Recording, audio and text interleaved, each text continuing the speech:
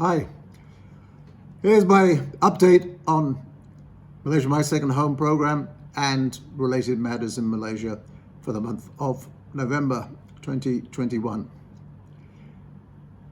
The news regarding COVID-19 is generally positive. The number of cases in Malaysia has dropped from around 20,000 cases a day to around 6,000 a day now, and there's been a corresponding decrease in the number of deaths. So that's good news, but it has led, more importantly, to the government now talking seriously about opening up the borders of the country. And in fact, they have agreed that Langkawi will be open to tourists effective November 15th. They have to come from a green list country, and I'm still trying to find out which those countries are. And they also have to be fully vaccinated, but there is a positive start. More relevant to people with an MM2H visa, you no longer have to use My Travel Pass to request permission to enter the country. So you can also forget about using it for exit and return approval, because you've always been free to exit and you no longer require the approval to enter the country as long as your visa is valid, which raises the issue of those people whose visas expired while they were locked out of the country and they are still refused entry. I think it's worth their while applying under My Travel Pass, which is still applicable to people who do not have a valid visa, just to try and see if you can get back into the country and if they are in fact relaxing approvals. But at this point, they are apparently still not allowed into Malaysia. But as I say, do try, and if you manage to get in, I hope you'll send us that information. Home quarantine, as we've announced previously, is allowed, provided you get approval on the Ministry of Health website at least 7 days before you enter the country. And you have to complete a form to show that you are in fact you do in fact have a suitable residence for home quarantine. They have reduced the number of days quarantine for everybody from 14 days to 7 days. That happened in October, so that's another good sign. Opening up of the border between Singapore and Malaysia is a hot topic because it's a very, very busy border, but unfortunately, Singapore is seeing a rising number of cases for the first time, and they are reaching record levels for them in the 5,000 or 6,000 area, and they've also seen an increase in the number of deaths. So that has got them a bit concerned. But there was a lot of talk about opening that very popular crossing. In terms of the new rules, we previously advised that the government's decided that 2 of the proposed changes will apply to existing participants. They are the requirement to spend 90 days a year in Malaysia and the increase in the visa fees from 90 ringgit a year to 500 ringgit a year. The second change is hardly an application of new rules on existing participants, but the 90-day rule certainly is a change of the rules, and that was something they always assured us would never happen. So it's very concerning to see they've applied those rules, although in fact if you're living here it's not a hardship.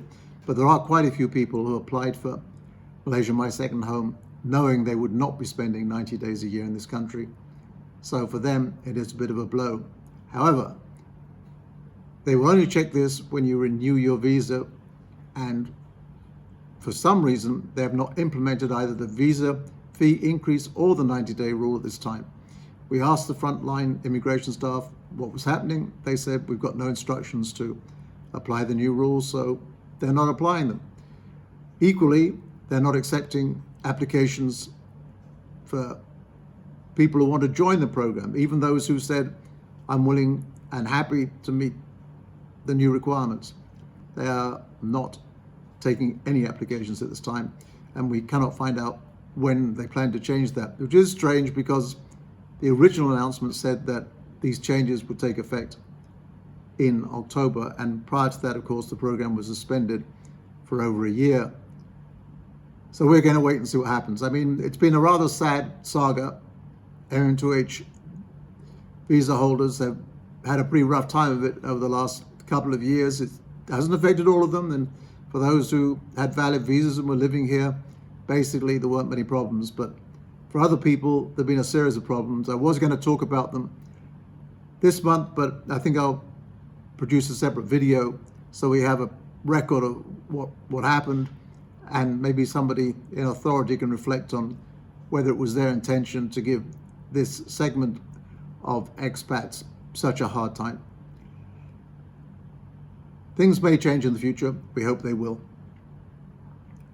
Another blow which will hurt some Malaysian Western visa holders is that in the budget last week, they said they will introduce a tax on overseas income.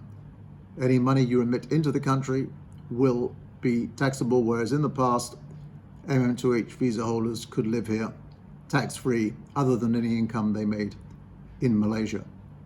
We don't know what the rate is. As soon as we have that information, we will, of course, share it.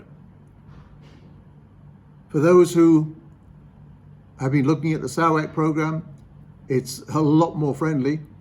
You can either put a fixed deposit of 150,000 ringgit for a single applicant, 300,000 for a married, or if you have a pension or salary of 7,000 for a single applicant, 10,000 for a married applicant, you also qualify with no need to make the fixed deposit. And they have also said that, as an exception, they will allow people who meet the income requirement to apply for the visa without coming to Kuching. Because in the past, you had to be in Sarawak in order to start the application process.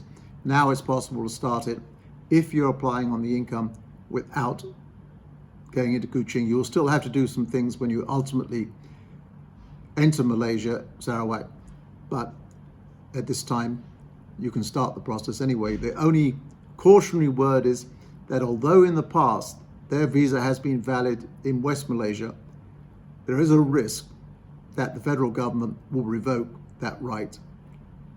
They've not said anything about that, but it stands to reason that having one set of conditions over here which are fairly punitive and allowing people with relatively easy conditions applicable in Sarawak to live in West Malaysia would be a bit of a contradiction. The Sarawak visa requires you to spend 15 days a year in Sarawak. That's it. So in the past, it was possible to actually live here with that visa.